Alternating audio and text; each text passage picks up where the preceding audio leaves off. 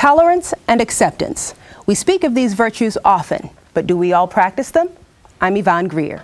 And I'm H. Wayne Wilson. Archaeologists say the prehistoric town of Çatalhöyük in what is now Turkey was an egalitarian society when founded in 9,500 years ago. This may have been due to the homogeneity of that community, but as that uniformity changed over time due to household wealth and other factors, their shared system of beliefs began to crumble. Similar issues exist here in America today, where we sometimes do not understand the beliefs, cultures, and socioeconomic status of others. Why is it that we are not always tolerant of others who differ from us, whether in wealth, skin color, religion, or other reasons? We publicly celebrate the achievements of minorities in their chosen profession. For instance, gymnast Simone Biles, singer Stevie Wonder, Ibtihaj Muhammad in fencing. Journalist Soledad O'Brien, LeBron James of the NBA champs Cavaliers, Nobel Prize winning author Toni Morrison. And jurist Sonia Sotomayor, Dr. Mehmet Oz, and countless others.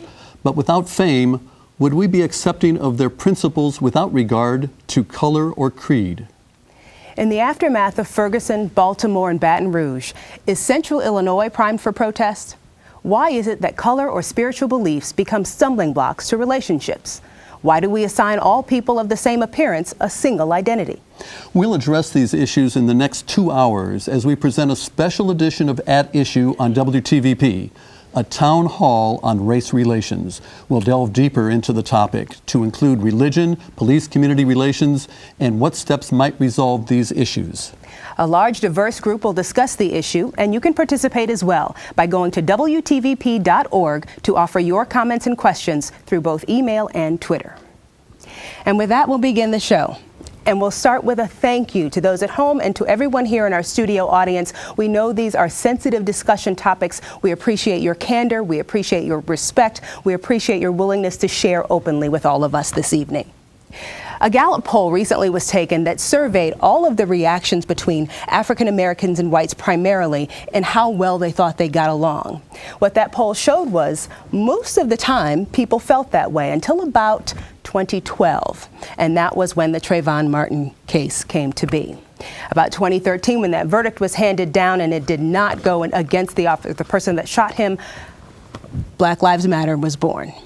That's right. From about 2001 to 2013 or so, there were a few slight differences in how African Americans and non-Hispanic whites looked at race relations. They indicated that either they believed it was in good condition or somewhat good condition. But then after Trayvon Martin, there was a wide separation, and whites said, we have a problem. And, well, everyone said we had a problem because the graph just went down like that. So that's why this evening's conversation. And so began the conversations about police and community relations, African American relations with Caucasian Americans, Indian relations with Asian Americans, and so on and so on and so on. So let us get into it this evening with Unique Worthy. She is of the Peoria chapter of Black Lives Matter. Welcome and thank you for being here with us. Thank you for having me.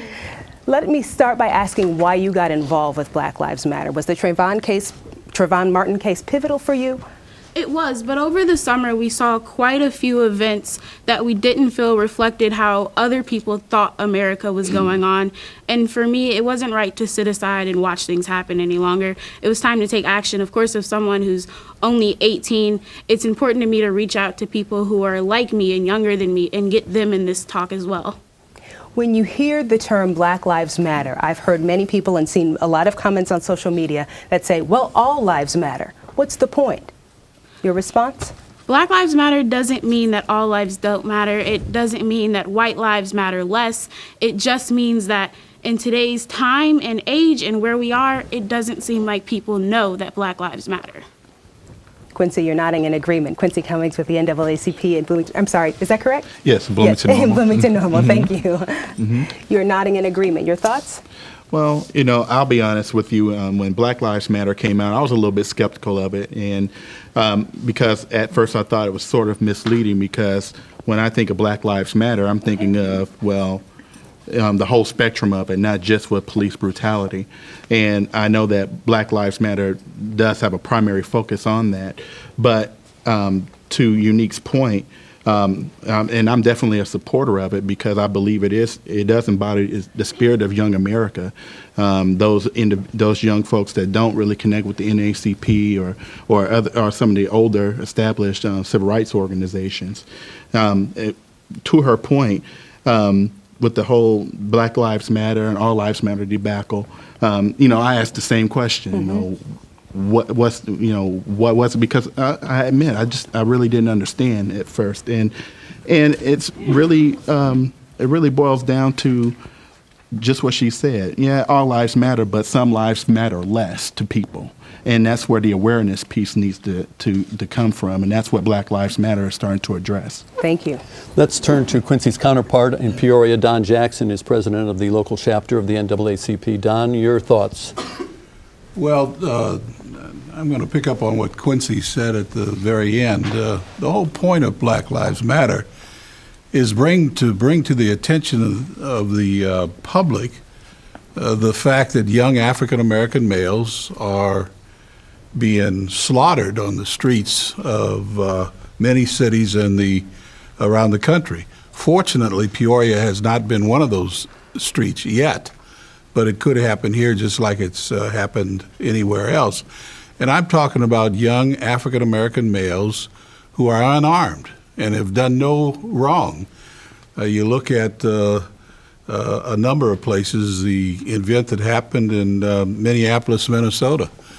Young man is just traveling with his family, and because they said he looked like someone who was involved in a robbery, two police officers stopped the car, and in that case he was carrying a gun, but he was legitimately carrying a gun, and didn't matter. He still got shot for no apparent reason.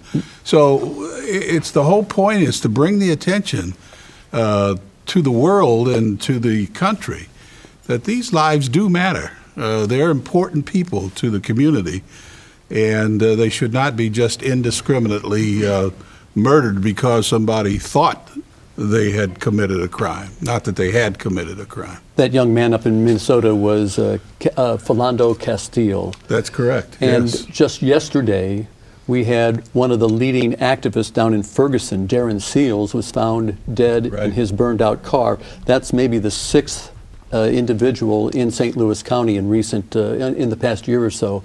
So I don't know if there's any connection with all of that. Makes you wonder, though. Makes you wonder.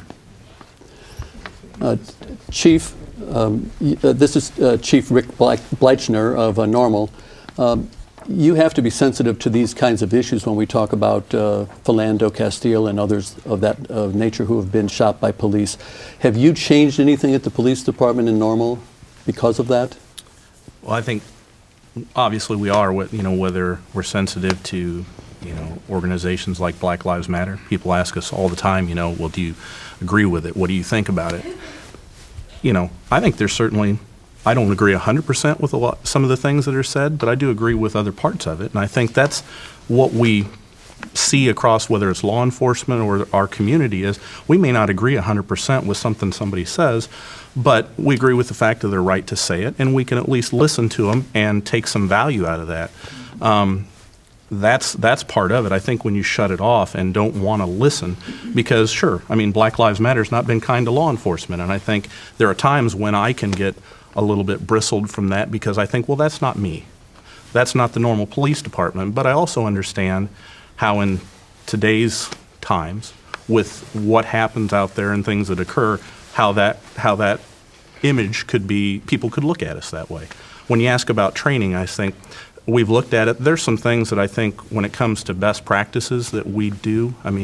When the 21st Century Policing Report came out back in, I think it was May of last year, with the 6 pillars, there's a lot of good things that's in there. I don't agree with 100% of everything that's in there, but I think the vast majority of it is good stuff. A lot of them are somewhat best practices that my organization follows anyway. I think other organizations that are progressive do. One of the things is, with regard to that, is talking, I think it goes to like Illinois law. There was a change in Illinois law about certain training requirements, and one of them was that, use of force training and scenario-based training. Part of that scenario-based training is how to escalate appropriately and then de-escalate appropriately.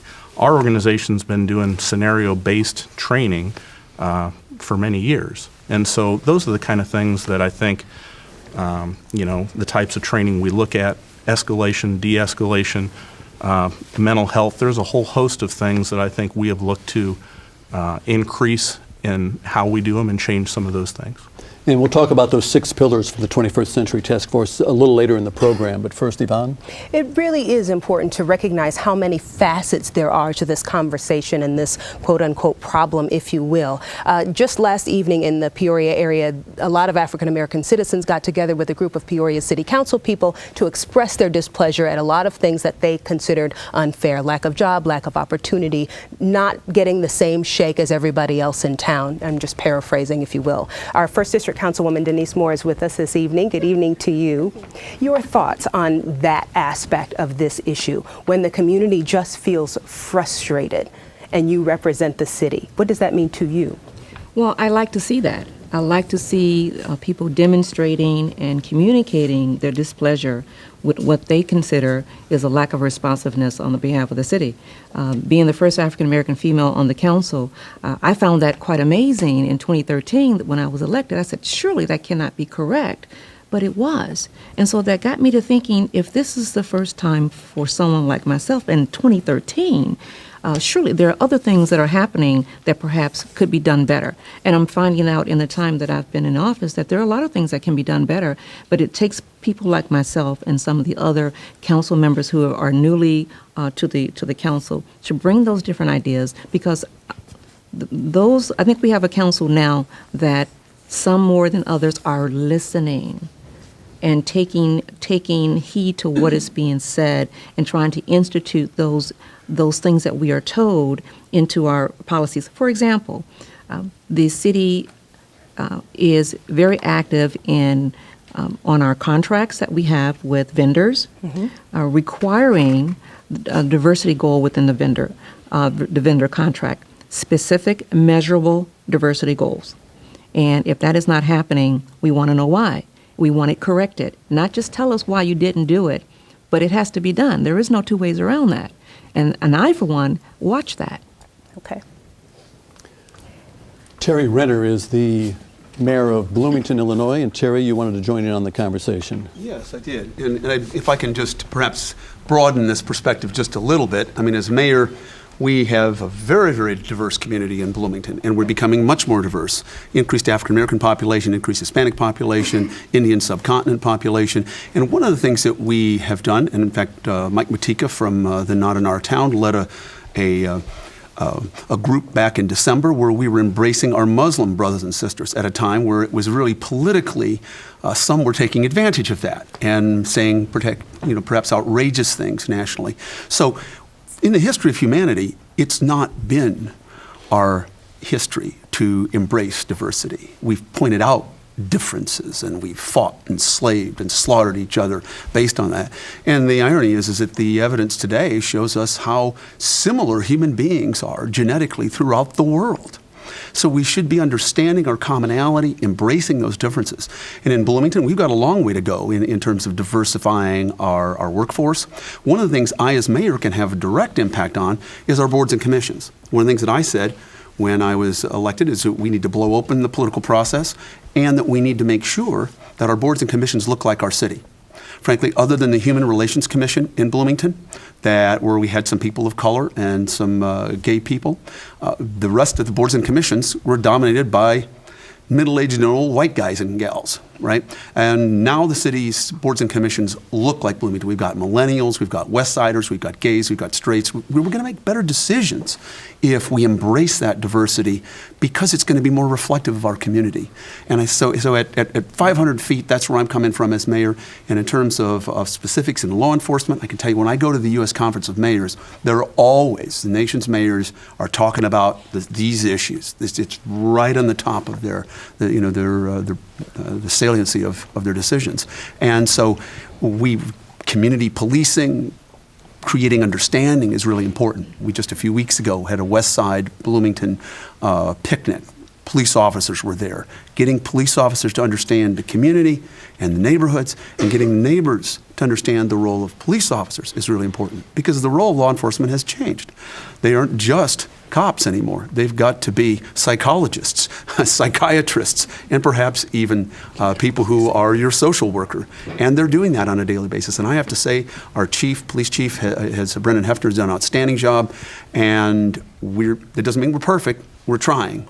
And that's all we can do moving forward. Try to get to the better part of humanity, not our worst instincts. In fact, let's turn to the police chief of Bloomington. Yvonne? When you hear these conversations about trying to make the city representatives, the police representatives look like the rest of the community, and you also have the other side of that coin where you're hearing the community say, we feel like we're being treated unfairly.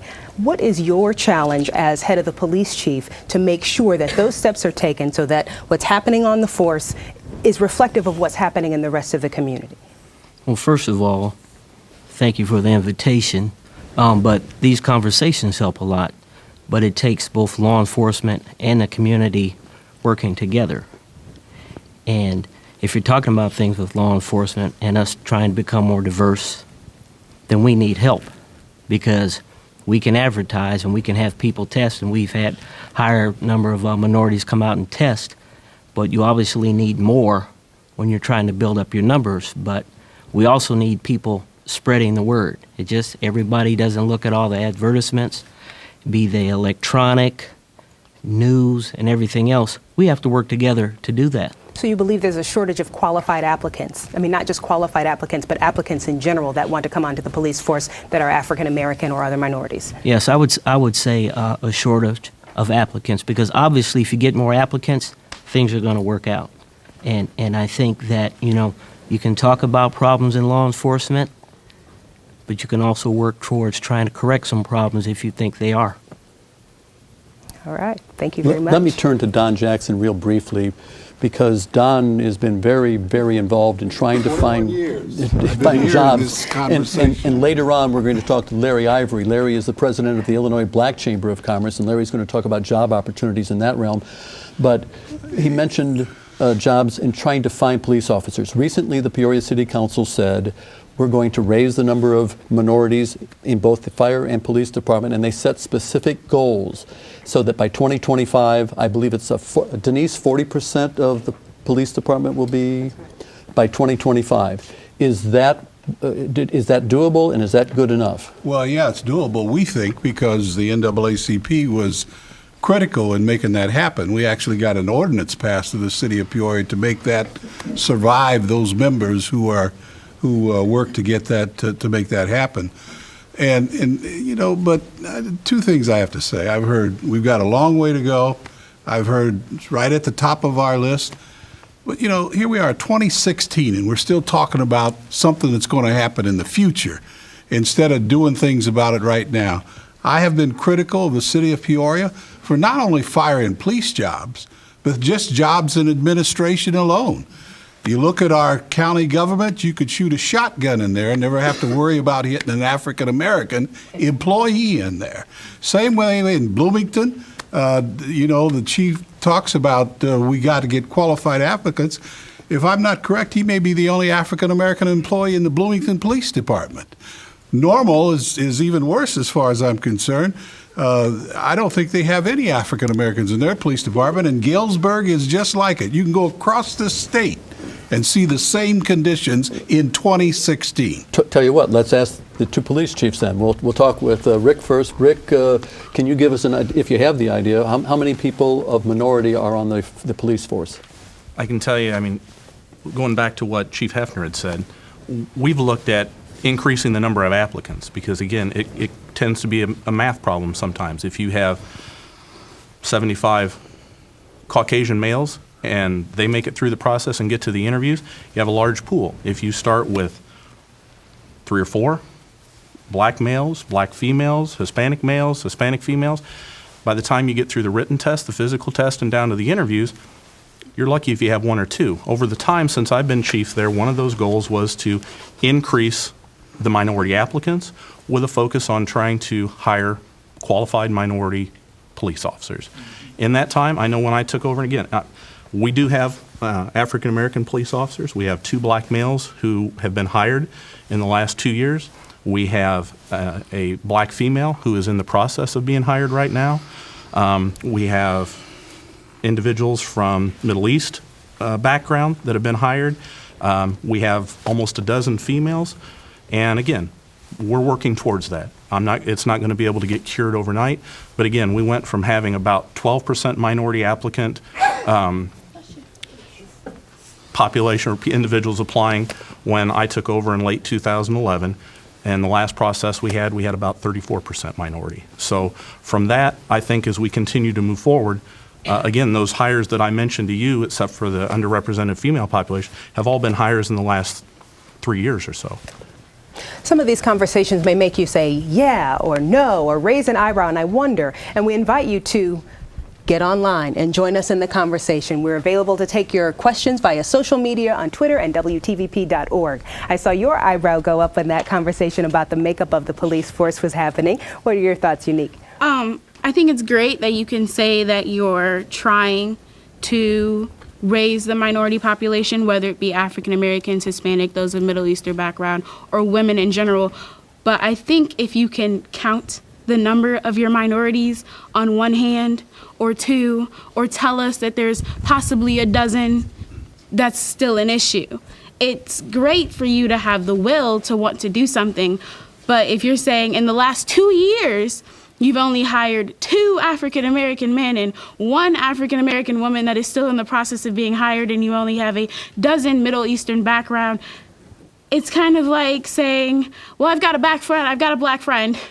So I understand a little bit. You know, I'm not saying like you personally or our police force personally are of any type of things, but I am saying it's an issue that has to be dealt with if you can still count them on one hand. And it's even bigger issue if you know how to count them on one hand. You can tell us and spout off the number of African Americans that you have on your police force. That's an issue. Your thoughts? You raised some very good points, and you know, Peoria has those goals, but to me, you know, you try to exceed anything, you don't want to have to worry about counting. That would be the goal later. But my question to you would be, how many people have you personally had apply for some of these jobs? Because that's what it comes down to also. When I speak to Quincy, when we have openings, I send him openings when we have openings, not only just for the police department, but anywhere in the city. So I would challenge people, when you see these applications and you see this come out, because we can all, like you say, be able to count them, but how many people did you help recruit? Because like I said before, it takes us both working together.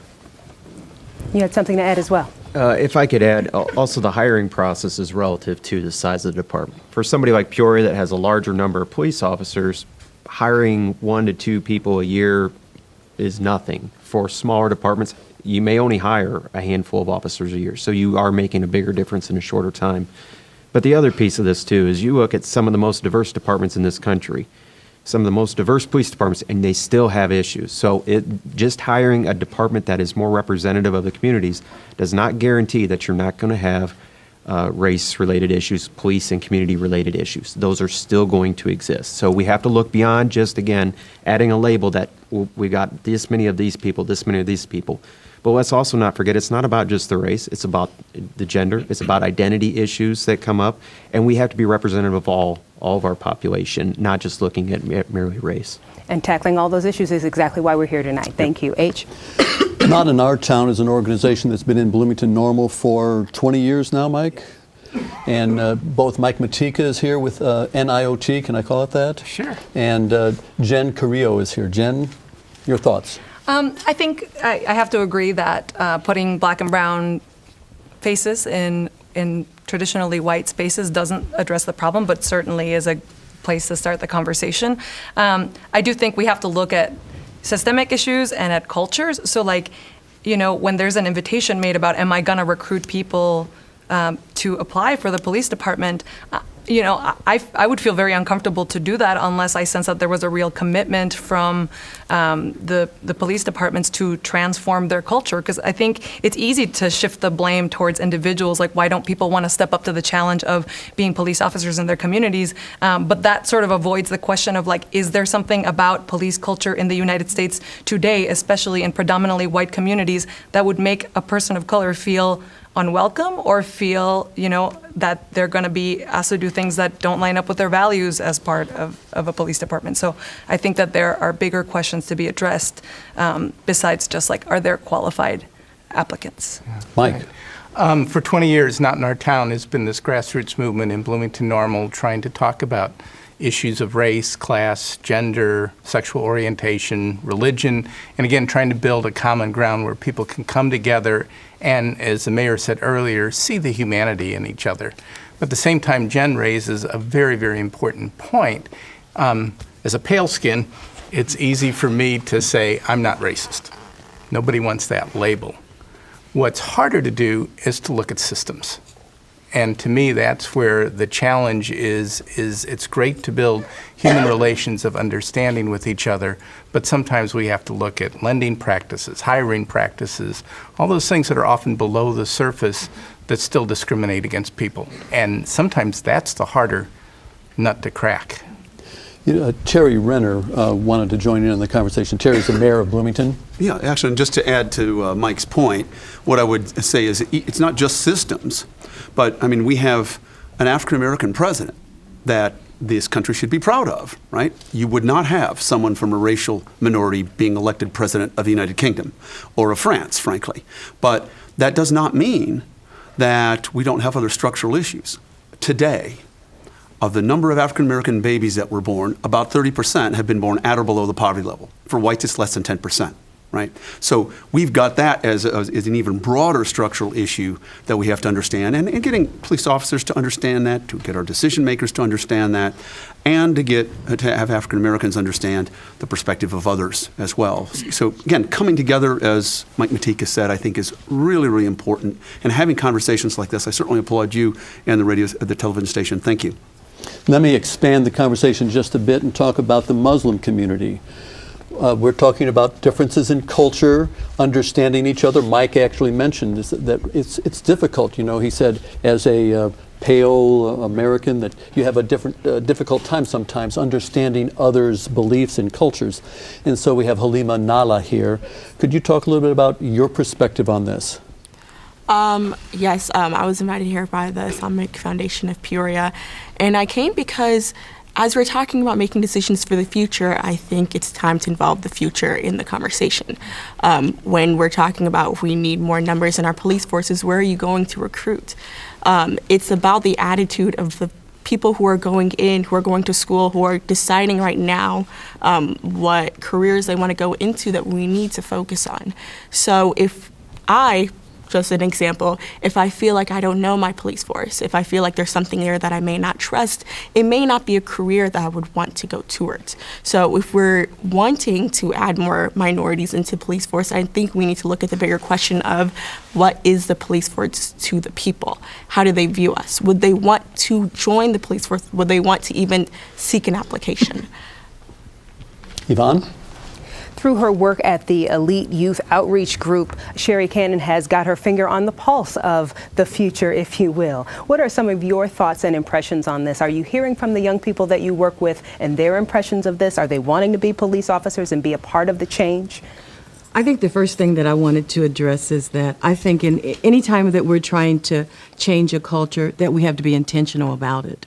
And I think when the chief asked the question, are you going out helping us recruit? I think it's the responsibility of the police department to be intentional. I know Western University, that's what they do. They grow police officers, they educate police officers. And so when I look at a community like Peoria, I think our challenge is, and I know they have the Explorers, is to be intentional about bringing young African-American men and women, brown people in, to train them up, to show them. And the second piece that I have a concern about with most police departments is that they don't live in the communities they police. Mm-hmm. And I think that's a terrible challenge because that they don't have an investment in it. And I think that's part of the problems why we have the racism and the challenges and the struggles that we have in communities, because they're not invested in the community they work in. I know the Peoria Police Department does have a police resident program. I saw your hand go up there. You had a thought? Well, yes, we're talking about the individuals self-selecting themselves to become part of the police department. But what we have to remember is, and I think Mike mentioned it earlier, that once you apply, and you can take a written test, which is pretty much objective, but then you have an interview process. In the interview process, oftentimes, there is no one that looks like you. Hasn't been anyone as young as you, perhaps, in a long time. So there are older, oftentimes Caucasian males, who now they're going to talk to this African-American young person in their late 20s, let's say. How can they relate to that person? So those hiring committees that bring folks in and interview them before they can be passed on also need to reflect the community, so that all thoughts are then view you in the spectrum of a total community, not just a certain segment. And you're not like us, so we don't like you so much. You're okay, but you're not like us. Sharon Reed is director of the Heritage Ensemble here in Peoria and has been an educator in the school systems for many, many years. and tagging on to Denise's comment about if a young person goes in and there's no one representative of their background or culture that's going to be interviewing them and asking them their questions, you were a pioneer in the music field as well. What types of things did you do to prepare yourself for being in a realm where there weren't many others who looked like you, who came from the area of the South that you did? I think I grew up in a segregated setting in Texas, being forced to integrate in 1966. I came from a group of educators who loved me, had confidence in me, pushed me to be more than I thought I could ever be, prepared me to succeed against all odds. And all of the things that I think we've talked about this evening, all of that can go into a community's educational system. I think our educational system is key in changing a culture wherever we are. And how do we implement those things? Well, I think one of the things that we need to do from my vantage point or from my perspective is that we need to have someone whose position owns creating more diversity and making it their business to go out and find the tools that recruit people so that our teaching force looks like the demographics that we teach. Amen. All of those things are very important. They seem not so important, and that might seem strange coming from me as I was recruited to teach in Pekin in 1994 in a community that was not known for its acceptance of diversity. But my education in the arts has helped me to cross all boundaries. It gives me the skills, the tools that I need, the communication skills, how to talk to everybody, how to appreciate, as an artist, studying the cultures, learning how to appreciate and celebrate, not just be tolerant, but to celebrate other cultures is important. And I think we need to see all of that in our educational system. In all of our organizations, someone in your organization needs to be, as Sherry said, intentional and needs to own what that diversity growth and development program looks like. As Don said, we have talked about this for so long that some of us who are getting on up in age are tired of talking about it. We're ready now to see what it is we're willing to do in our communities to make it happen. Thank you very much. H? We've been talking about jobs, at least tangentially we've been talking about jobs. It all seems to center down on jobs. Well, we have the president of the Illinois Black Chamber of Commerce here, Larry Ivory. Larry, if you could tell us a little bit about what your role is and what kinds of successes you've had. Well, H, I think this is a very important topic, and I want to make a point before I get into that conversation, because a lot of things are connected, and I'll give you an example of that. When we talk about procurement and opportunity, and I go and talk to university and colleges about how well they're doing in procurement, and the first thing they tell me normally, whether it be ICC or it's Eureka, is that, we can't find qualified vendors later to do business with. And they're very sincere about that. It's a thing they say all the time. But when I take a look at their basketball team and say, how many blacks do you have playing on your basketball team? and where are they from? They're not local. They're from Texas, California. You don't seem to have a problem of hiring talented basketball players real easy and bringing them. So what you're really saying to me that you can have us to perform for you, but you won't have us working for you, or you won't give us an opportunity for procurement opportunity. And I think that speaks to the intentionality of people who make excuses about our lack of performance. I think we ought to incentivize people who perform at a high level and give them credit. For those who don't, I think you ought to grade them based upon their performance. But I think diversity has to become a part of the evaluation of your performance if you really want to make real changes. You know, this country was built on an ideal of a more perfect union. It's an ideal, but how do you make it a more perfect union? You make it a more perfect union by challenging it, by asking it to go beyond itself, by people who are patriots. And being a patriot doesn't mean that I always do exactly what you think. Being a patriot means that you challenge yourself to be better. You challenge the country to be better. We have to challenge police force, individuals, our own personal growth. We got to challenge ourselves to go beyond any place we've ever been. That's what makes a great society. That's what makes a more perfect union, in my opinion. Jobs, when people don't have jobs and opportunities, you're going to find no matter where you're at in the world. When there's no jobs, no opportunity, you have high crime, lack of self-esteem. All those things are a byproduct. We've allowed business to become non-existent in this area, especially in Peoria. Take a look at the black business growth in Peoria, and you can see it's not very good. But there's a direct correlation between lack of business growth, high crime, high unemployment, conflict. It all ties together. We allowed it to get out of hand by not addressing the problem in the earlier stages. No different than we not address a sore. That's just a sore. But eventually, if you don't take care of it, it becomes a real problem.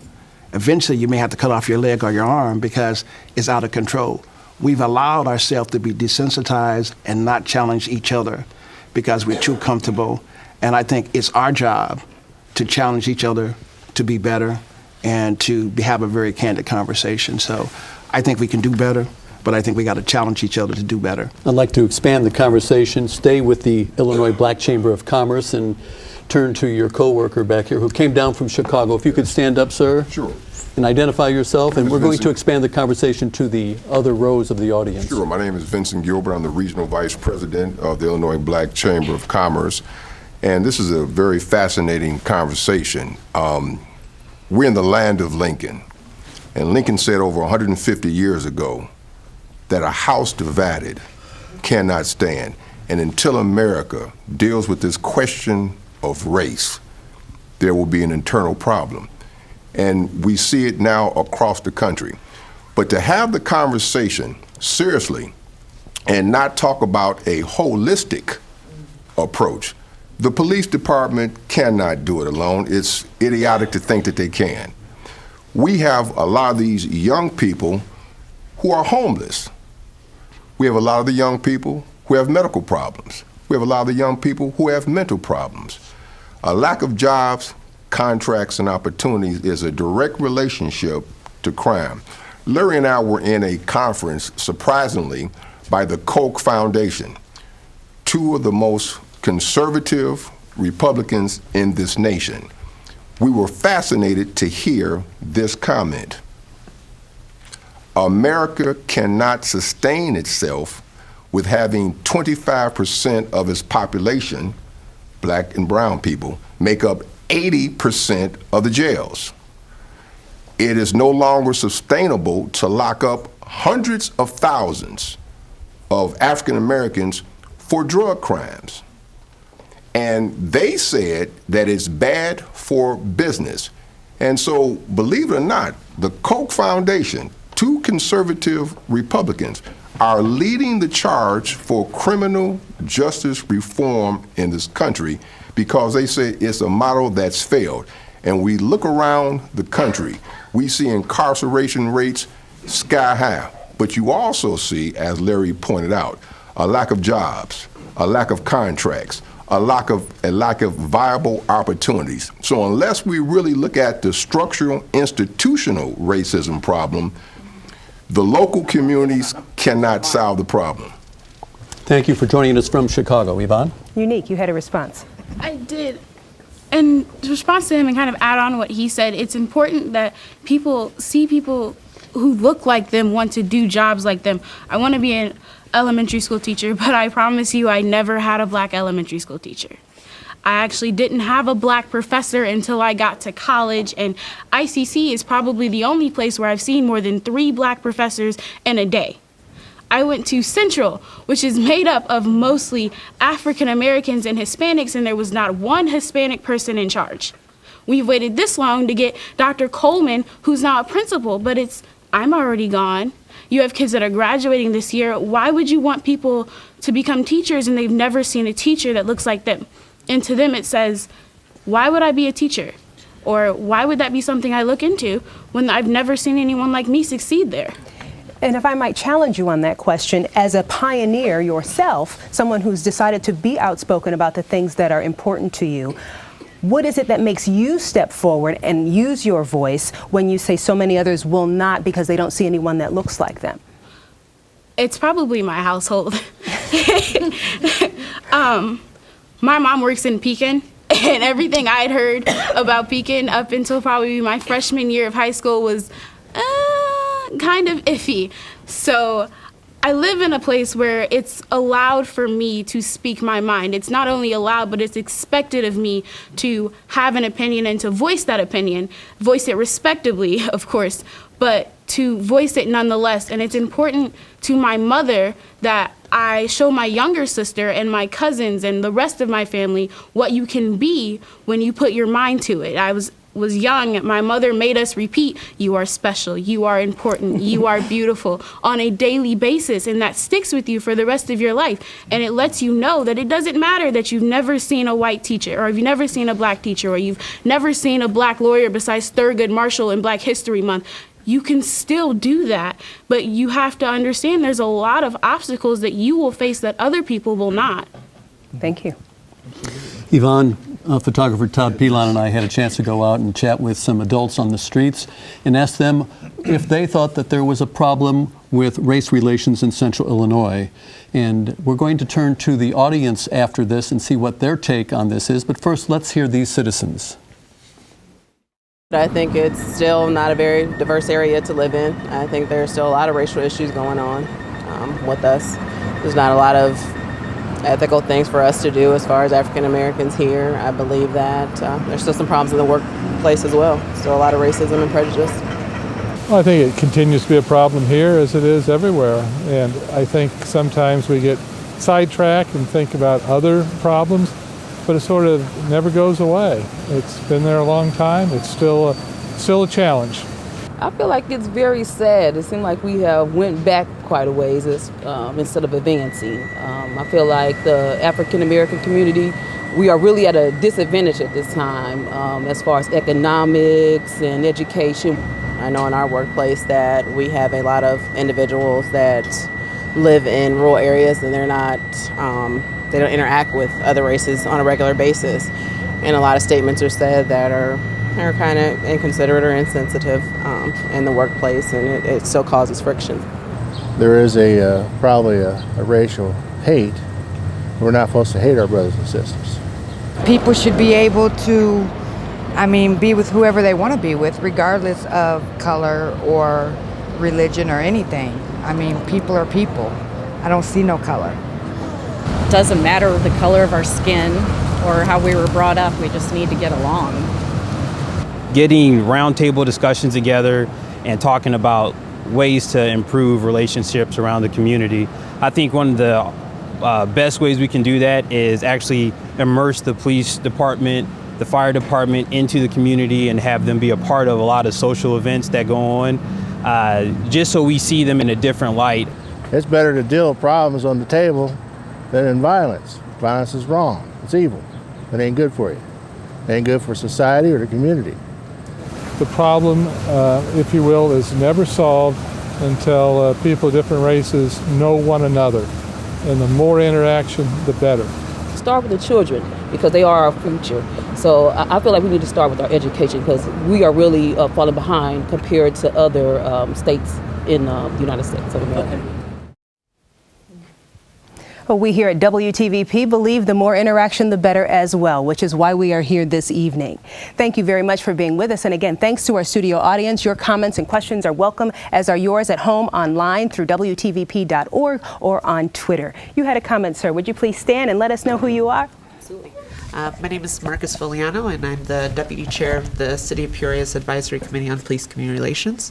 I wanted to thank the panelists that have brought up gender identity and sexual orientation. That is one of the platforms of the Black Lives Matter movement, is making sure that we're ending the war on Black people. And on that platform, they also look at Black and other people of color that identify as genderqueer, transgender, or have a different sexuality.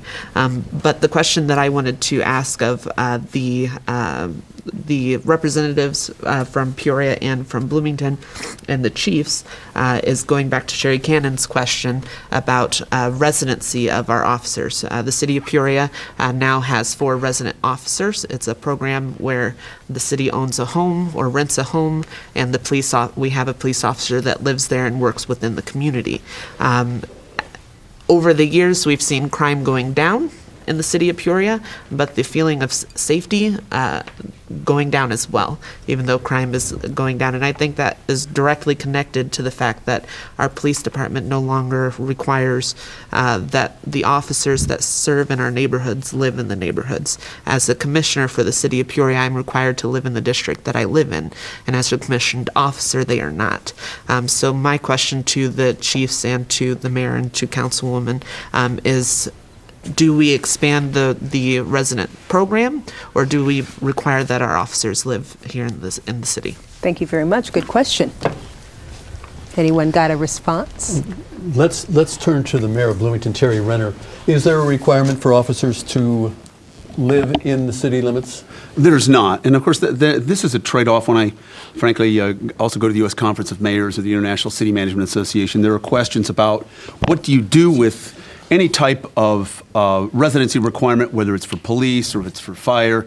But there are also some things that we can do, even if, let's say, we do not require people to live in the city. That doesn't mean that we might not be able to purchase homes in certain neighborhoods, and for 6 months or a year, perhaps provide free housing to police officers to get more in touch with the neighborhood. They know that they're there.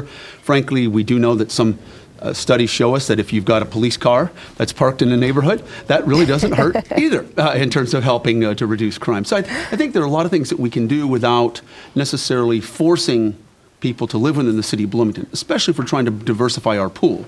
I mean, as we were talking, the gentleman was saying, hey, you have colleges and they can find people, African Americans from Texas and all kinds of other, to play basketball, but their focus is more narrow. And that's one of the things that I think that might conceivably harm us if we're really trying to diversify. If somebody lives in Normal, why can't we hire them in Bloomington? Or if they live, if they live in Peoria and they want to stay in Peoria, well, it's maybe a little bit of a commute, but we're very happy to have you. So again, you could have changing the rules sometimes has unintended consequences. So I think it's a great idea. It's just sometimes the devil's in the details. Gotcha. Unique, you had a thought? I did. I heard you say, sometimes you can't buy houses in certain communities, or you can't, rent them out or things like that. But my question is, the other day, Shaughnessy and I attended a peace walk right over on Kroger in Wisconsin, and there were probably 10 abandoned houses on the 3 streets we walked on. So it makes me wonder, if you can afford as a city to have 10 abandoned houses tearing down the market prices of this neighborhood, then why can't you afford to have someone live in that house and maybe make it look like a more respectable neighborhood, or even a safer neighborhood, because they know that there's a resident officer there? And on to Marcus's point, of course it's great that we in Peoria have 4 resident officers, but there are a lot more than 4 neighborhoods in Peoria, and there is a lot more crime than those just 4 neighborhoods. So it's kind of I feel as if it should be a requirement. If you want to serve the community, you should live there. Councilwoman Moore? I'm very happy with our resident officer program. The reason we have those 4 officers in Peoria in those areas were because working with our police chief and their statistical analysis, we determined that there are certain areas which are hot spots. And it's very difficult to get someone to move into those areas unless we can provide some type of incentive. And the incentive that we provide is that we buy the home, we renovate it for their family, and so they live there. Would it make sense for Peoria, for example, to have a resident police officer in the 5th District?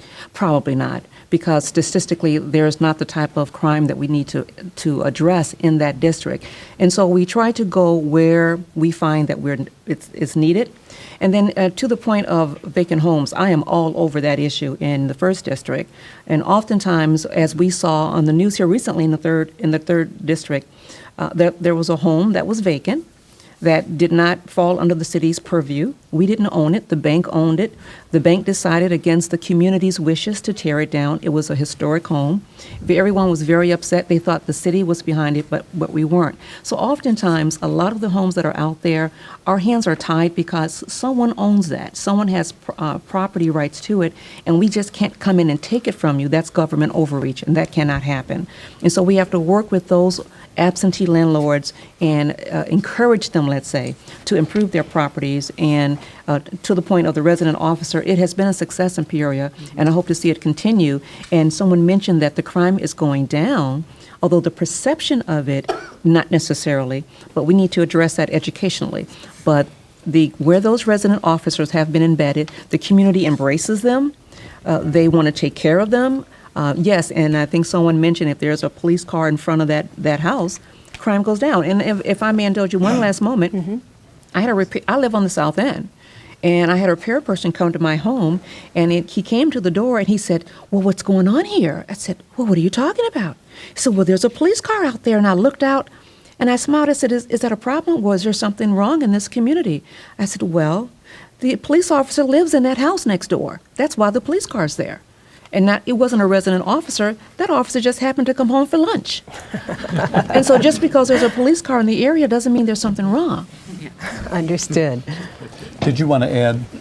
I do. And I'm not so much concerned about the crime as much as I am concerned about the police officers being invested in the community they work in. There's a couple of issues with that. You work and you take our tax dollars out and you take it to some other community. So, and property tax helps build up our school bases. That's where schools get money from. And I also think that tears down that culture of being afraid of each other. So I just simply think that police officers, school teachers need to live in the communities that they get paid out of, where they work at, so that we can change the culture. Let's turn to Not in Our Town. This is Jen Carrillo. I just wanted to make a comment. When I heard that, there are police officers who would not be willing to live in a house in the neighborhood that they are expected to police, I think that really points very clearly to the problem. If you don't want to be my neighbor, then how can we even begin to build the level of trust that is needed to start to heal some of these wounds? So I think that really is disconcerting to hear. And I think in addition, there is this term about broken windows policing, and so we have this perception that there are areas of town where there is more crime, when actually there's a lot of evidence to suggest that crime is happening in other places, but because those places don't carry the stigma, because people of color don't live there, then those don't get policed. And so of course, if there's a constant police presence in your neighborhood, more people are going to be arrested, more people are going to be convicted, more people are going to be imprisoned, and then that just feeds this perception that you live in a more criminal area because folks of color live there, which I think we have to start to dismantle that idea. Let's extend the conversation into the audience, and let's expand it back into race relations, if we may. In response to the video, McFarland Bragg is here. McFarland is the CEO of PCCO, the parent organization of Community Action Agency. McFarland, your take on race relations in Central Illinois? I don't think they're any different than any place else in the United States. And I want to make a kind of a side deviation. The conversation about police, community policing, that's kind of foreign to me. I grew up in Chicago. One of my best friends' dad was a state trooper. My neighbor across the street was a police officer.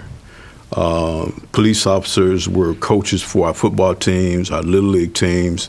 They were ingrained in the community. They were a member of the community. So, you know, for us to have to try to entice folks to live in the neighborhood, that's just kind of foreign to me.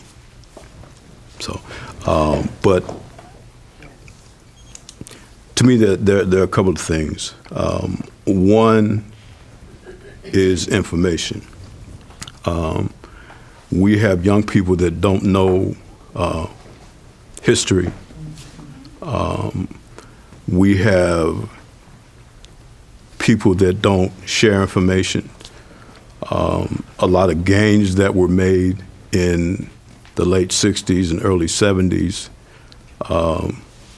when the drugs infiltrated our communities, not by necessarily our hands. We lost a generation. We lost an entire generation. We have individuals, both white and people of color, that are entitled, in my opinion. They have difficulty meeting the challenges of today's society. In Peoria itself, in the 61605 zip code, poorest zip code in the city. With that, I'm going to interrupt for just a minute, Mr. Bragg, and ask that we revisit your conversation when we come back. We do need to take a break for station identification. We thank you very much for being with us on this special edition of At Issue, a town hall meeting right here on WTVP. We'll be right back.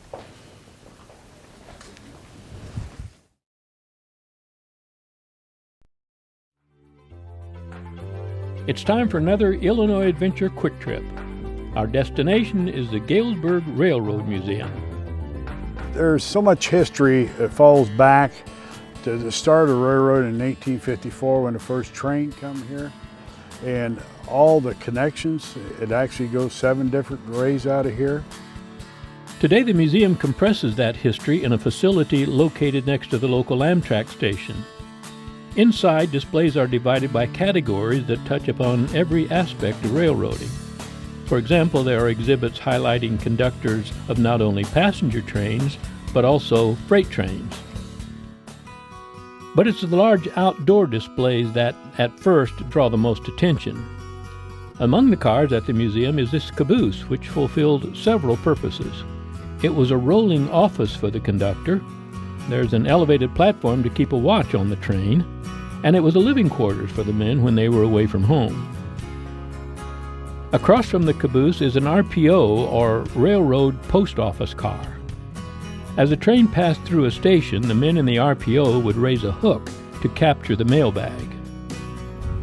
And then they bring it in, take it off, and then give it to the other RPO employees.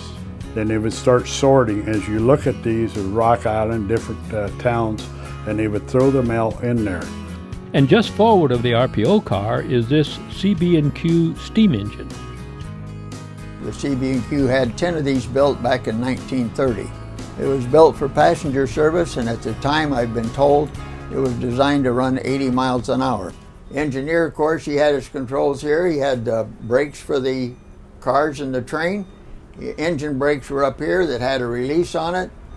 This was the direction, your gear shift, forward or reverse, and this was your throttle. This is one of the first auger-fed stokers to feed coal to the boiler. The fireman's job was to keep the fire going and to keep steam up.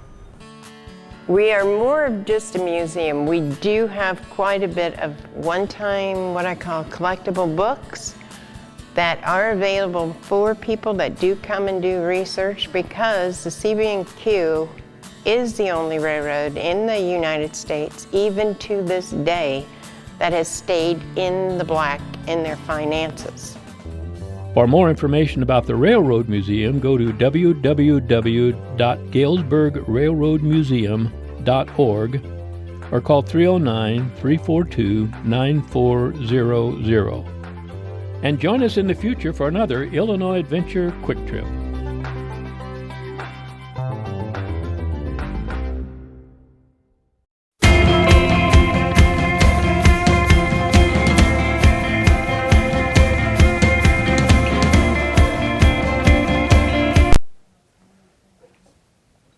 Welcome back to a second hour of the conversation about race relations in Central Illinois on a special edition of At Issue, a town hall meeting. Yvonne Greer of Consider This is here. I'm H. Wayne Wilson, and we have a live studio audience, and we're going to continue the conversation right now. Yes, we are indeed. And don't forget, you're welcome to participate at home as well. If you would stand up, please, and introduce yourself and tell us what's on your mind this evening. I'm Ramat Nala. I'm with the Islamic Foundation of Peoria. I'm also a physician and a teacher, and I figured I wanted to, make some comments about some of the things that has been said here tonight. Thank you for inviting us. This is a very good beginning to the conversation that we really need to be having more frequently. When we look at the issue of race, I think it goes beyond policing, neighborhood, poverty. It really starts from the home. I'm also a parent. That's my daughter over there. I figured that she doesn't have any accent, so she can speak more than I can. But really, as a parent, when your kids come home or you go to parent-teacher conferences, and the expectation that the teacher sets for your child because she's black or brown is different from the non-black or brown kid, that's where it starts. Because she's having B and it's okay. No, it's not okay. Why can't she have A like everybody else? So it really starts from there. Or if kids come to school and they are bullying other kids and calling them names, that's conversation that is happening at the dinner table. That kid didn't just come up with some of those racial slurs. They're hearing it from home. And if the teacher doesn't see that as a problem or there's no disciplinary action for that kid, then somebody is looking at that as a small problem. But it really is not, because that is how it progresses. As a physician, we also take responsibility for disparity in healthcare, in access to care, in outcomes for the black and brown population compared to the white. So really it affects everybody, and we have to talk about it and talk about it openly, call each other up about it. If I see my physician colleague acting in a racial way, I should be able to speak up about it. If a patient is being discriminated upon because she's black or brown, I should speak about it. So we have to be free to talk about it, because not talking about it, you are also guilty of participating in what is going on. So really it affects everybody. She's had racial slurs before. She was called names like "go back to where you come from," in front of Walmart, and I said, don't say anything. You don't know what he has in his pocket. Just go quickly to where you have more people. But she said, Mom, I wanted to tell him, well, I'm from here. Where do you want me to go? I was born in good old Macomb, Illinois. So not generalizing when you see other people that look different is really a big factor. And raising our kids to be that way is very, very important. Thank you very much for your input. We did get someone who sent a message via internet on that very subject about where these thoughts and habits begin. And like you said, it's not always happening when they get to school or when they get into the workplace. It starts at home. The comment is, I believe that what everyone is saying is very good, but no one will touch the core issue, and that is changing attitudes within the home environment, no matter what color. All children need family to be the foundation of how their children grow up. Let's turn to Halima and respond to that. Your mom just talked about. I do go to Dunlap High School, so we have a smaller African American people of color population, so I kind of do see a different narrative than most people do. When it comes to me, we moved here from Chicago, Illinois, and as soon as I came here, we were registering for classes, and they assumed that I was going to be in the lower level classes. It took my mom saying no, she's going to take the honor classes, for them to put me in it. They didn't say, where do you want to go? Let's test you. Let's figure out what kind of help you need, or if you need help at all. It was an assumption. So I think it's talking about not only what's going on, but the attitude. We need to talk about the perspective that our teachers, our doctors, our police officers are having, and where does that come from, and where can we fix it? I think that while we're going through these solutions, where we're going through these problems, it's just going to the root of it that's going to do the most work. And that's something that I saw, especially in my schooling as well. Thank you very much for your input. Lorraine Bryson's here from the Tri-County Urban League. Thank you for being with us this evening. I just had a thought in talking about these situations coming from home a lot of times. You work with young people very, very often. What types of things are you seeing in them today as far as their hope for the future is concerned? Are they seeing themselves as part of the solution? Are they hesitant because they believe the problems are out there? I think that it's kind of a mixed bag. Many of them don't see their future as a bright future because they don't have many role models and people to help them along the way. And I think we as a society have lost track of the holistic approach. We say that our children are our future, but yet we cut programs that help build self-esteem and help those young people to be the best that they can be.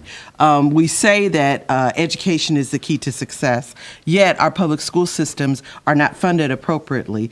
And we don't have high expectations for our young people. So many of them get caught up into that cycle of not feeling that they can achieve.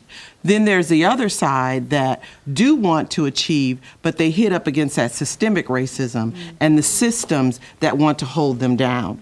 Those high expectations that we've already heard about. Going to school. I've had a relative that went into high school and sat down in an honors class, and the teacher said, "Give me your schedule. You must be in the wrong place. You've got to be in the wrong class." It was an immediate assumption that she was in the wrong place. So we as parents at home have to start building that self-esteem from an early age. I was always taught you can do anything you put your mind to, and I believe that. And when you get that reinforcement over and over again, I think that helps us to be the best that we can be.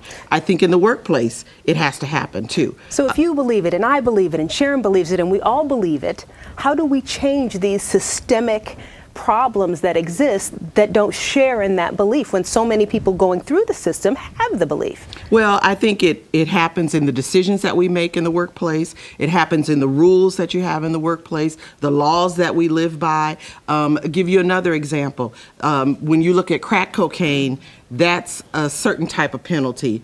But now we have a lot of people that have heroin addiction. And those people look different than the people with crack cocaine. So our systems are not set up to treat them fairly. If it's an addiction for heroin, it's also addiction for crack. Yeah. And let's give everybody the treatment as opposed to prison for one and drug treatment for another. Thank you. And let me add one thing. You mentioned heroin. And WTVP will be providing a town hall similar to this in November on the topic of heroin. So be looking for that during the month of November. Go ahead. You had a comment, sir. Yes. My name's Jeff Johnson. I'm with the Peoria area ACLU. And while I think you're fortunate that you came from a family where you were brought up with that confidence, and you talk about the importance of family, and I was too, where it was driven into us. Unfortunately, not everybody in our society has that family support system that's valuable to them. And so I tend to think that it also takes a village. And it talks about teachers, it talks about religious affiliations, community groups, Little League, whatever it might be, to all play a part in ending that. The root cause is still systemic. And so somebody's got to jump in for those who don't have families who are supportive. And I think we all have to jump in. Mm-hmm. Yeah. Sherry? One of the things that I think Elite does so successfully, you asked me the question about Elite a little earlier that I didn't get to respond to, is that we tell our young people that we deal with that your today does not have to dictate your tomorrow. Mm-hmm. And what we tell our teachers, because we do have the opportunity in the schools that we're in, there's two, Lincoln and Harrison, and we get to do professional development with them from a holistic perspective. And one of the things we tell them is, love and hate are emotions, but what's even worse than hate is indifference. Mm-hmm. And that's what these children get so often from teachers that don't understand the culture, that throw away children because they don't look so good, maybe they're not dressed so well, maybe their parents aren't engaged. So we work really hard on helping them understand the kid that gives you the most trouble are the ones that need you the most, that need the help the most. And so this implicit bias, this systemic racism that we deal with is a lot of people don't know what they don't know.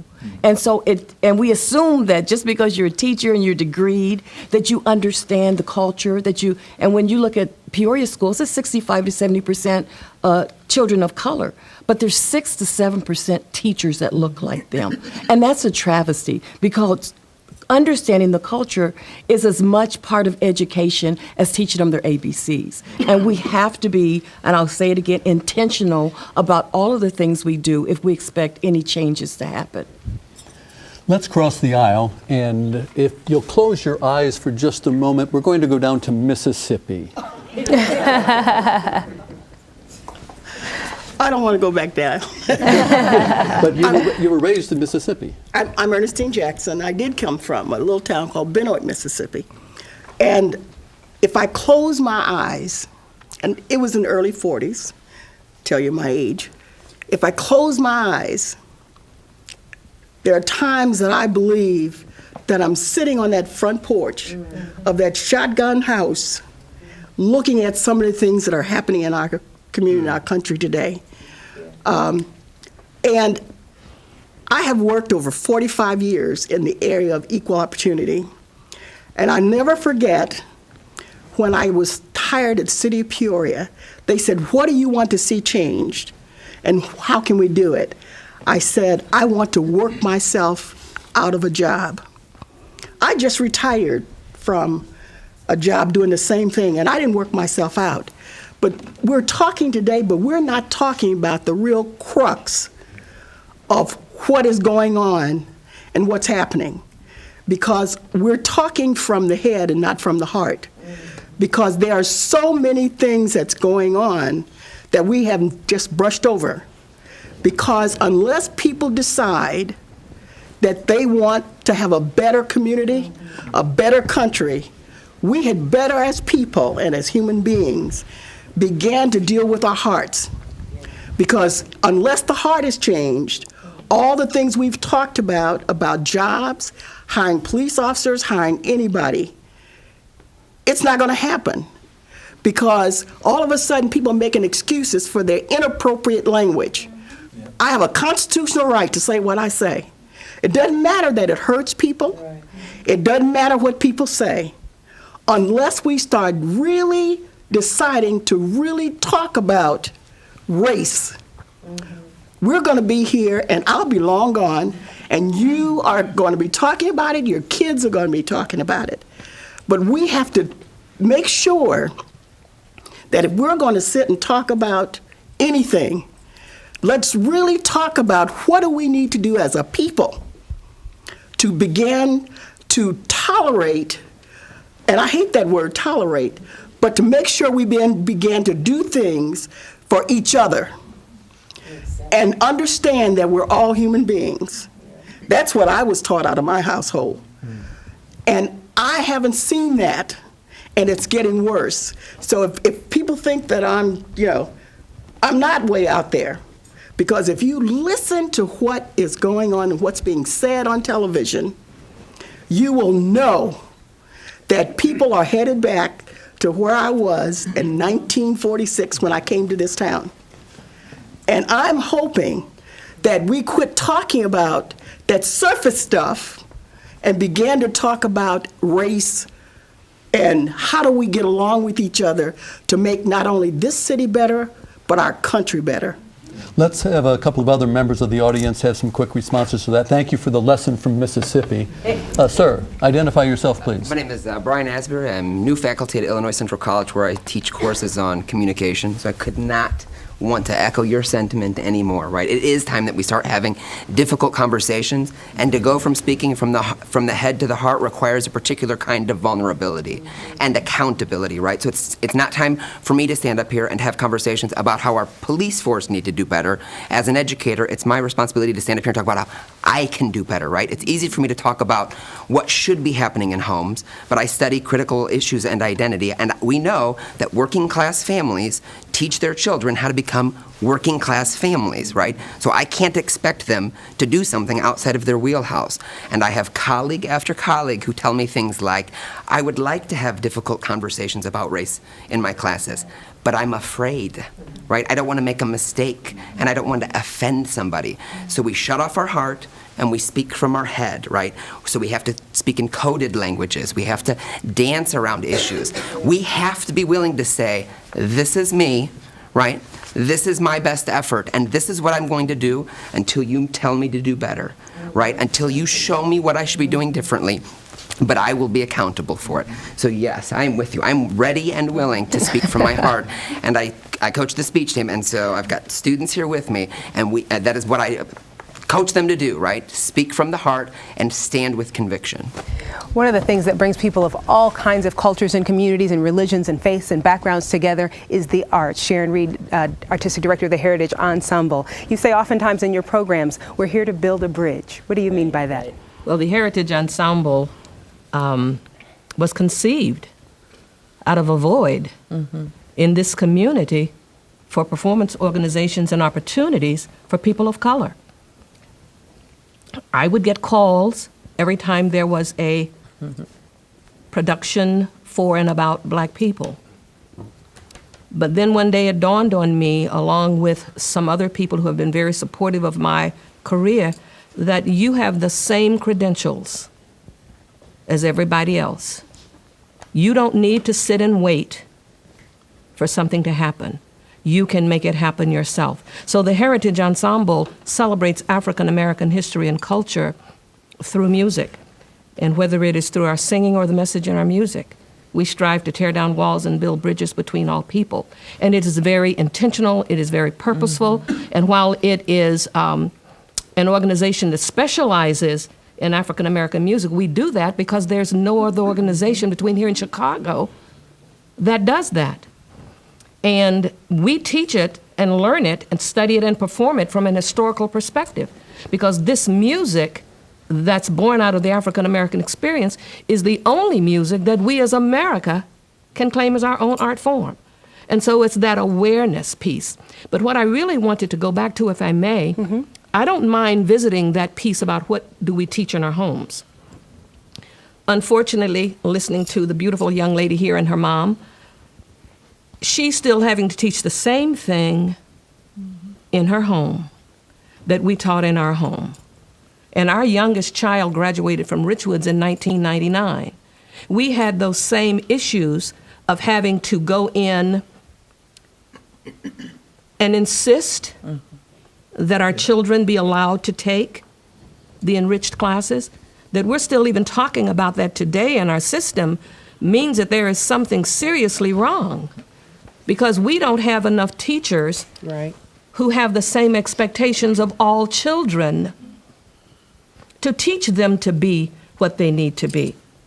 And so I think, again, we need to be very intentional about what we're doing. We need to have that, the organization needs to have diversity expectations and accountability from the top down. And when I say down, I don't mean that negatively. I mean our families, every stakeholder in that child's education process needs to be a part of that and accountable for that and be a part of the strategic planning that ensures that it's there. Keep the data. You know, the Board of Education, the administration, the principals at the sites, the students, the children, all of us need to be a part of the conversation that says, how are we doing? And if we don't have enough courage to look inside at what we're doing, we're not serious about making a difference. Thank you. Yvonne, we have a question from the viewing audience, if I'm not mistaken. Yes, and it involves peer pressure, asking about when kids go to school and they're hearing from other kids about what's going on in the world, how much are they really listening to the folks at home versus what are they believing about what they hear on the playground? I have worked with Peoria Public Schools with the Youth Advisory Council, getting that group of students set up to be peer advocates for themselves and peer mentors as well. I think peer pressure is a major part of a child's development. And I think when we're working with the youth, and it's a very essential that we bring the youth into these conversations. I don't think we have anyone here necessarily that is in high school or younger that a part of this conversation. They can bring those conversations back to their peers.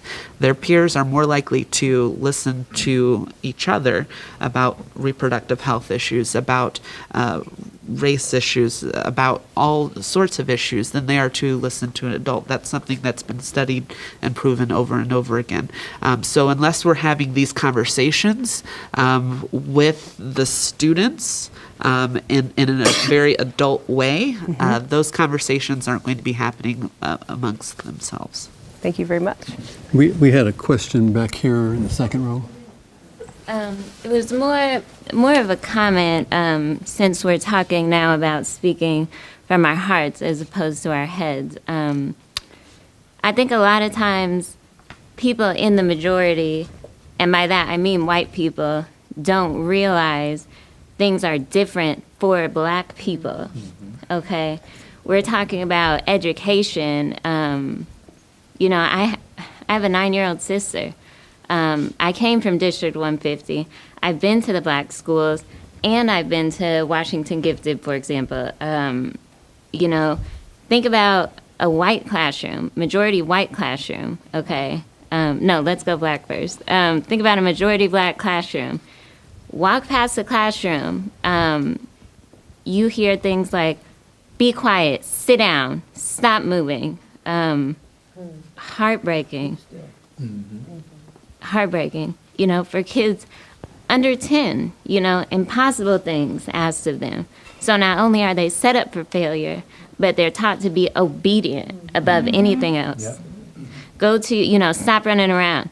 Go to a white classroom, okay? Hey, you know, good job, run around. Think while you're running, you know, what can we do? How can we improve? How can we make this better? You know, there is a difference, you know. I graduated from Bradley. Every classroom I walked into, I was one of 2 or 3 black people, you know. I was the first African-American student to graduate from the IB program at Richwoods, okay? I was the only black girl at Washington Gifted when I went there.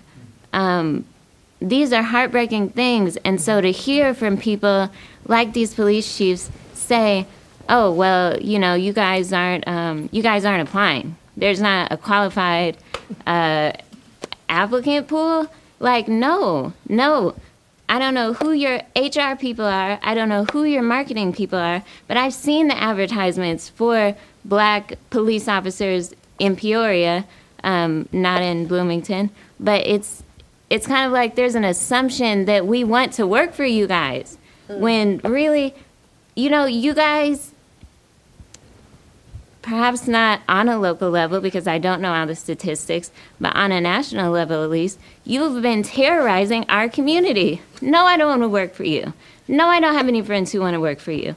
You know, let's start by being real about this situation. Let's say, hey, you know, I know we've been messing up, you know, whatever our city is has a record of this, and this, but we're trying to change, you know. Unless you acknowledge that you're trying to change, nobody's going to assume that you are. Thank you. Very well said. Chief Hefner, terrorize the community. Is that an appropriate statement in your estimation?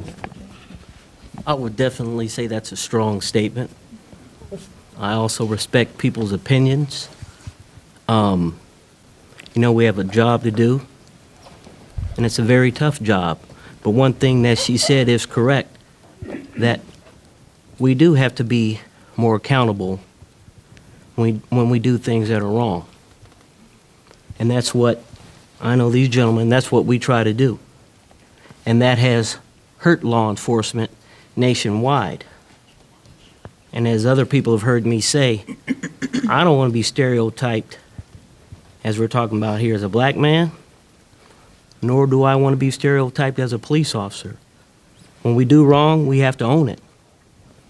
But, you know, I would say terrorizing is very strong.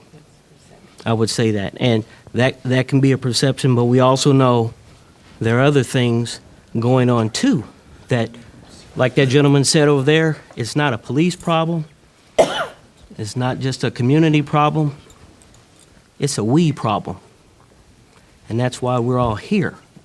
And that's what it's going to take to work through these issues. And, you know, I do go out and I talk to people about recruiting. I think somebody talked earlier. I go to the high schools. I've been to read at the elementary schools. We send officers there. We realize it. And actually, I think we're realizing that we do have to start younger and have people understand that. You know, we have ice cream with a cop, coffee with a cop. We do things, what we call pro-social, so people do get to know us in a different light. And we go by the Boys and Girls Clubs. And we also ask more people to volunteer over there because we do know those are at-risk youth. But to say that we all are terrorizing everywhere, that I just disagree with that.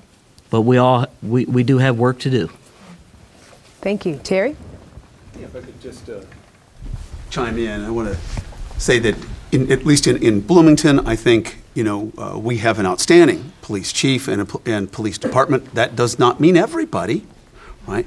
But there are things that the chief is talking about where you can begin to have them understand the community, them understand the neighborhoods, and then the neighbors understand the police officers. And certainly we've got to do much more in terms of diversifying our police department. But even, you know, kind of beyond that, someone had said earlier, we have some of the same problems in Central Illinois as you have everywhere else. And I think that that's absolutely right. Actually, I was raised in a single-parent household, and when my mother was sick of the cold, we moved when I was 6 in 1964, dating myself, to the South. That spurred my entire interest in politics, and that's why I went into it. It's what I try to understand, try to examine that. And in Bloomington, for example, we have some of the very same issues. And I would say, well, on balance, I think we've got an outstanding police force, much better than other places. But we have a better opportunity to do more in Bloomington. Because if you've ever driven through Englewood and Watts, just as one example, right, in East LA, I mean, and as you're driving through that, if you were born in that community and you look around, you think, gosh, getting a job in Century City or Hollywood or downtown LA would be like going to Mars. There is no place in Bloomington, especially now that we have public transportation that operates on Saturdays and it's efficient, that we can do more with our community. You can get to a job in State Farm. You can get to a job downtown. You can be part of that community. But one of the things that I think we have to do, and the police chief has been involved in this, is work with our kids, not just in school, but in the summer when they're not in school, where kind of other stuff and nefarious activity happens. And so we've been trying to do at-risk job programs for 13 to 18-year-olds to try to get them involved, engaged, realize, hey, you know, it's not foreign to get involved and to get a paycheck, go to work every day, and actually in decent jobs. We're not talking about cleaning toilets, you know, we're talking about jobs where they're helping their other children at the YMCA or WCA. So there's so many things that we can do. I see such potential, and some have said, you know, but we're on the cheap.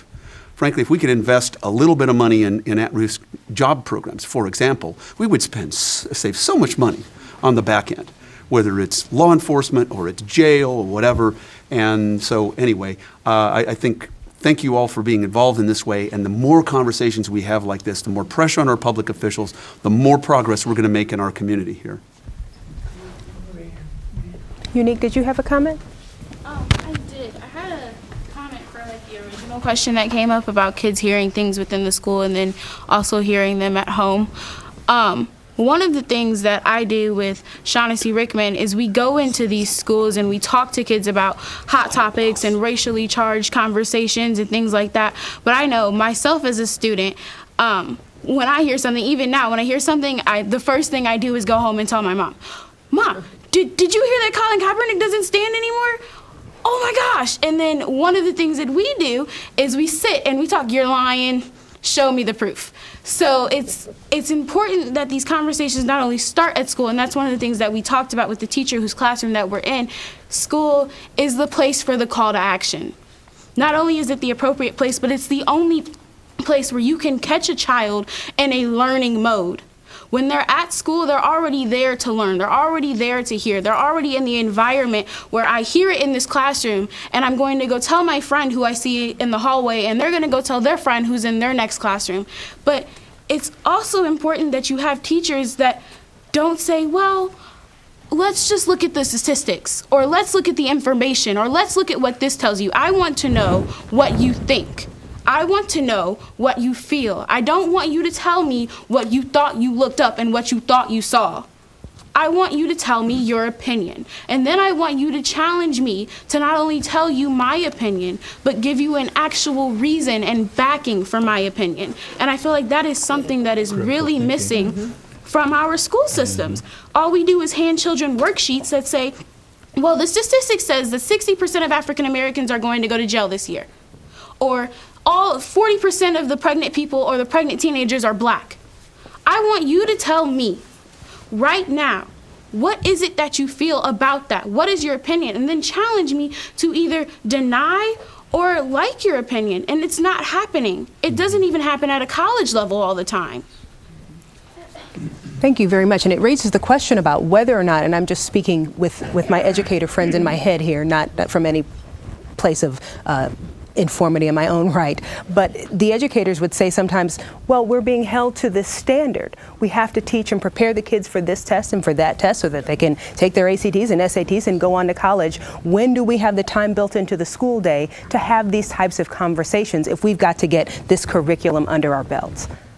It's hard to do in 50 minutes, isn't it? Yes. But it's also doable. It's doable. Shawnee and I go to a classroom once a week. We go to that classroom at Richwoods, not only there, but we're in the alternative school across the street from Central talking to them. Central has this thing, it's called Pride Time. And in that 50-minute period, they sit in that class is just to build relationships with teachers. And now that Mr. Elliott is at Richwoods, there's something there like Pride Time called Roundtable that's being implemented as well. So if you don't have the time in a classroom setting to handle these topics as they should be, then you make them something they handle in the relationship class. Pride times are used to build relationships. They're used to talk about hot topics. We speak in an African American history class. Why is that an elective? Why is that not a requirement? That's why kids don't know their history. Unique brings up some important issues, and because she's talking about education in high school, Pride Time at Peoria High School, we had an opportunity to go out and talk to high schoolers about their opinion of race relations in Central Illinois. Let's see if that's any different from the adults' opinion. I feel like there is some hate and discrimination towards blacks and other races here in Illinois.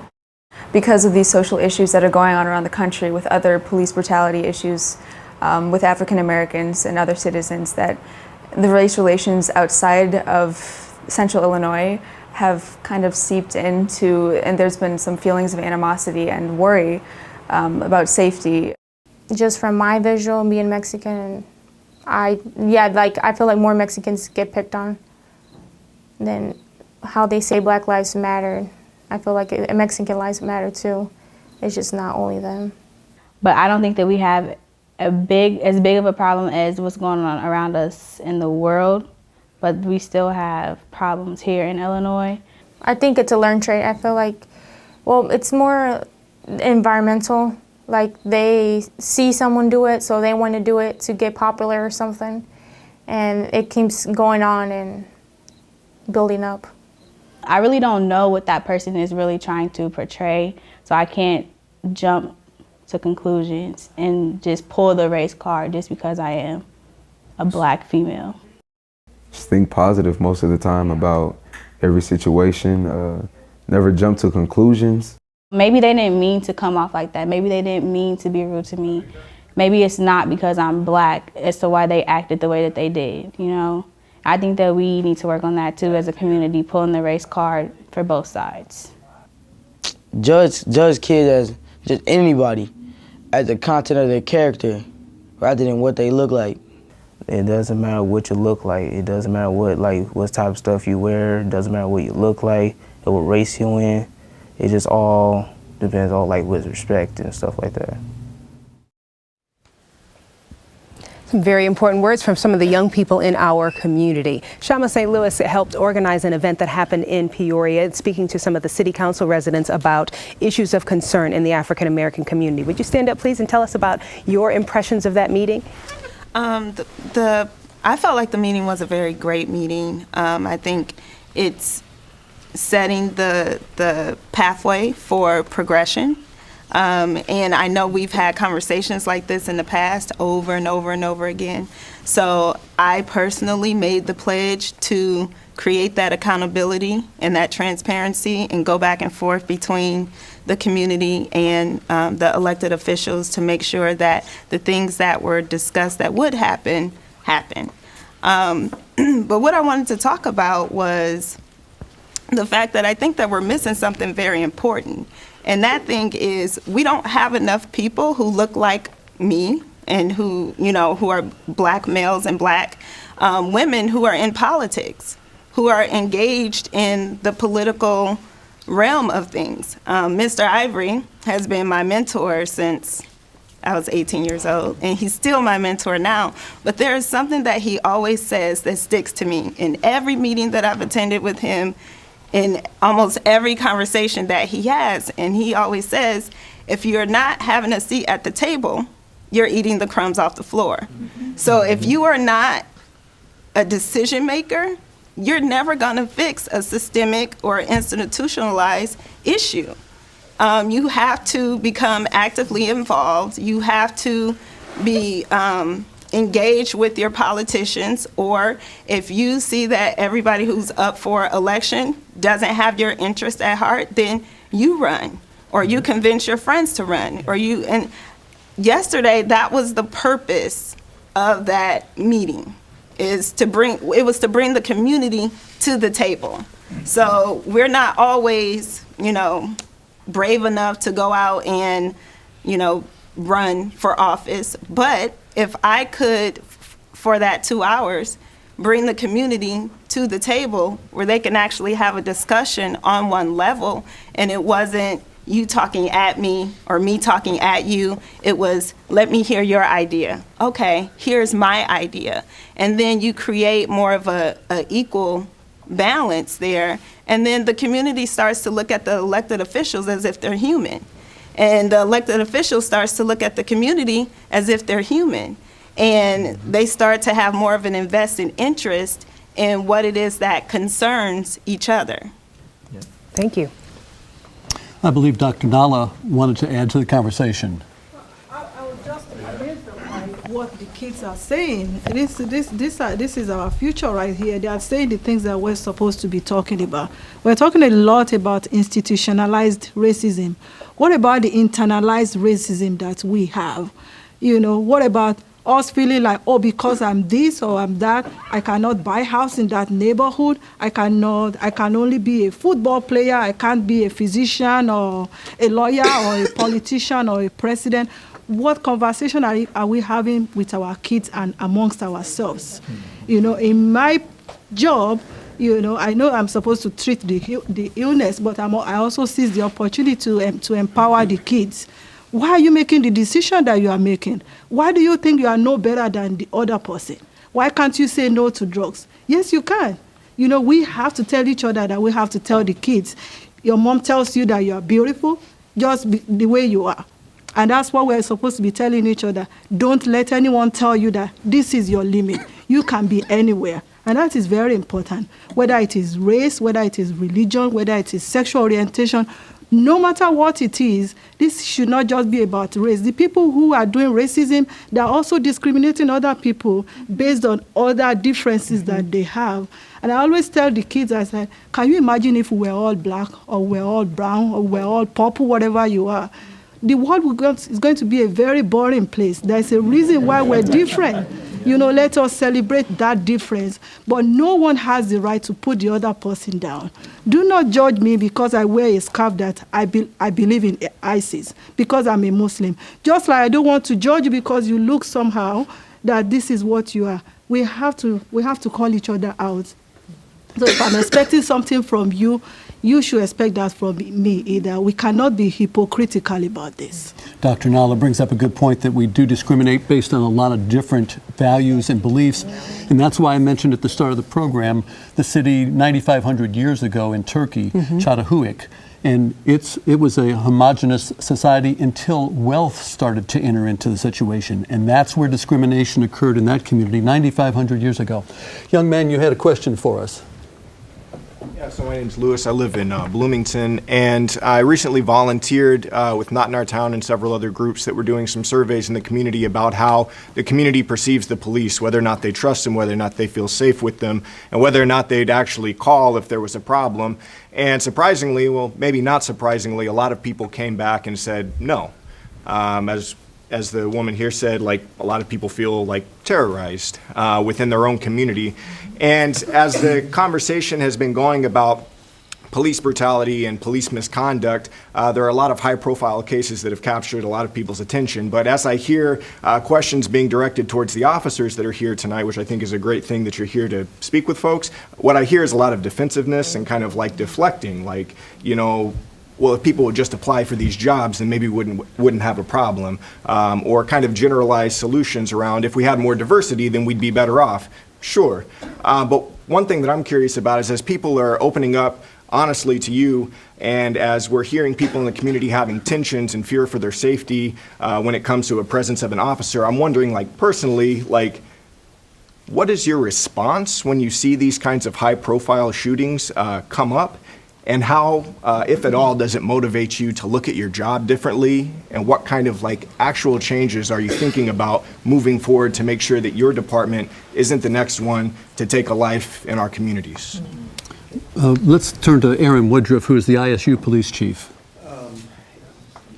You know, it may sound offensive, and we've only been answering questions on things of topics that have been brought up and talking about the hiring practices. And I can say as a department, hiring practices and diversifying the department has been a priority for the Illinois State University Police Department, at least since 1984. And we were almost 50% represented by almost underrepresented populations in our department. And that fluctuates over time. People leave, people come. So that varies. So that's only a piece of the thing that we've talked about. But when you're talking about this police and citizen contacts and interactions, you know, when we look statistically, there's over 18,000 law enforcement agencies in this country, and it's very decentralized. Each department is different, and each department does have a unique culture to it. And those heads of those departments do influence how those departments operate. But there are over 385 million police citizen contacts in this country every year. 385 million. That is a very large number. And I know people don't like to talk about statistics, but the fact is there's not indiscriminate killings happening on a daily basis by police officers of citizens. They happen. And when they do happen, each and every single one of them, whether it's justified or not, is absolutely a tragedy.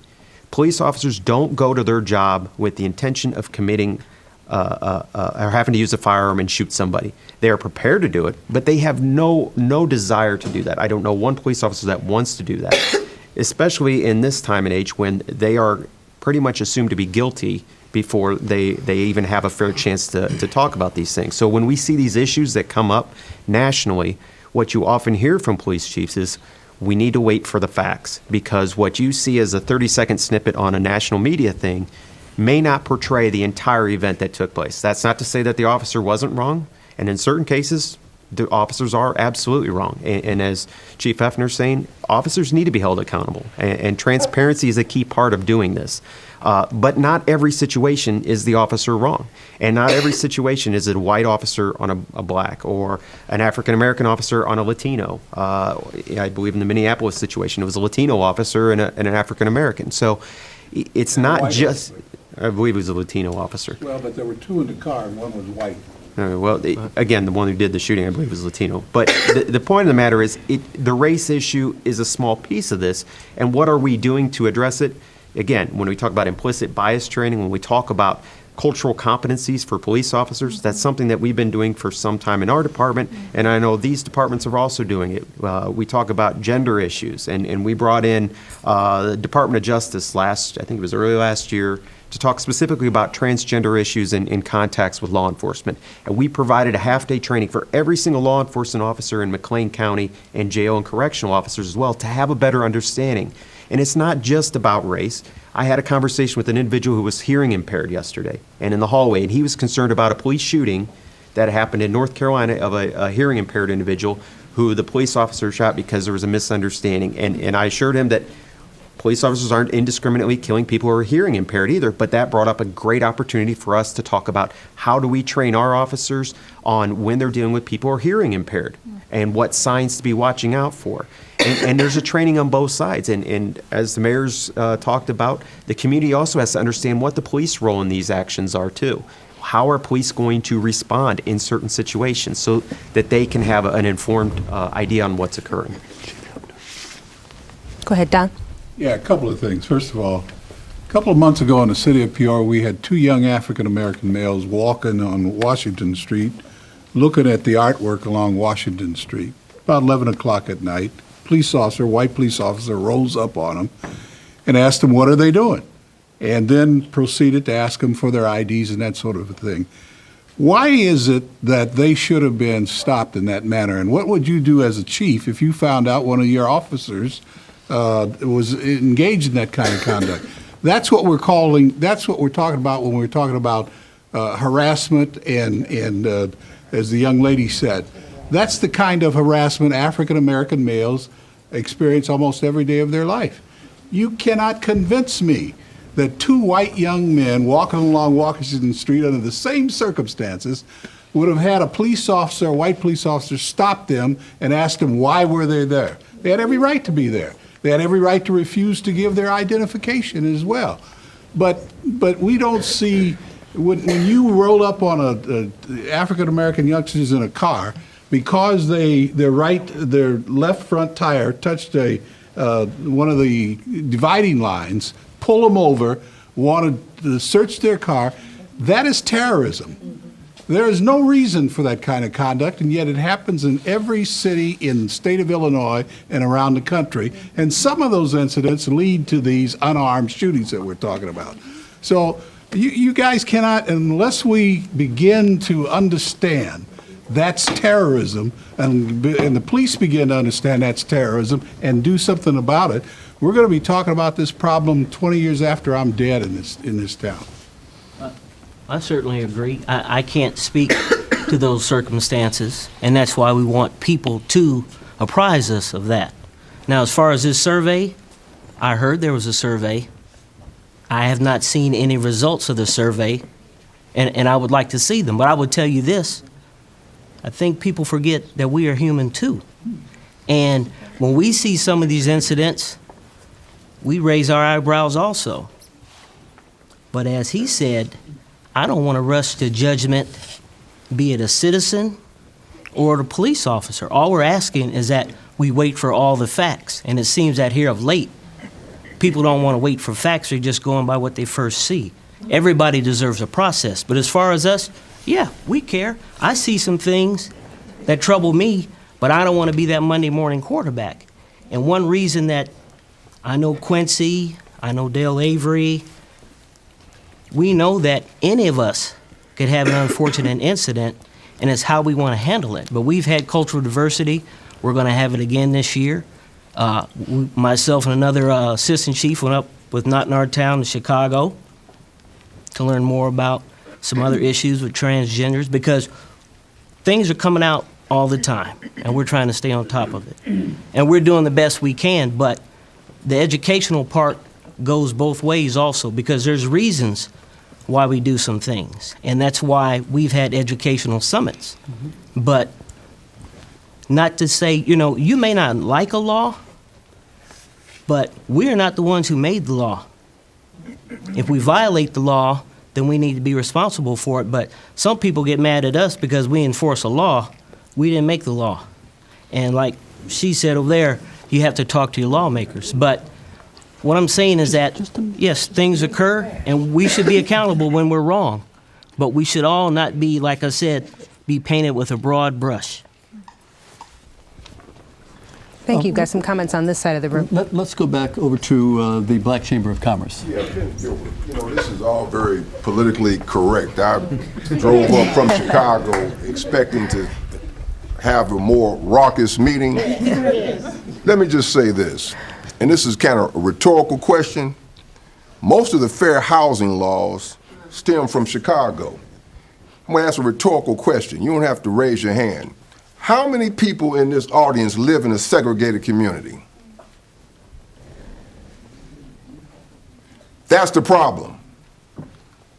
Most of those kids, most of the people in this audience don't know about the other cultures because you don't live by the other cultures for generations.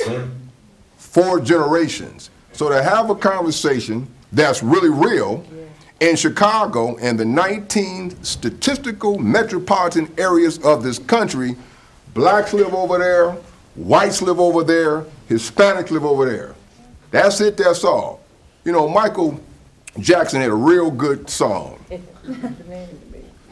Look at the man in the mirror. At the end of the day, that's the only person you can really change.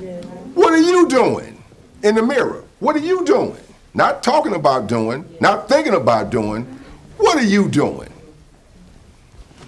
All of a sudden, Yvonne, we have 100 hands going up. But there's a woman in the back row who's been very patient, and then Savino will get to you.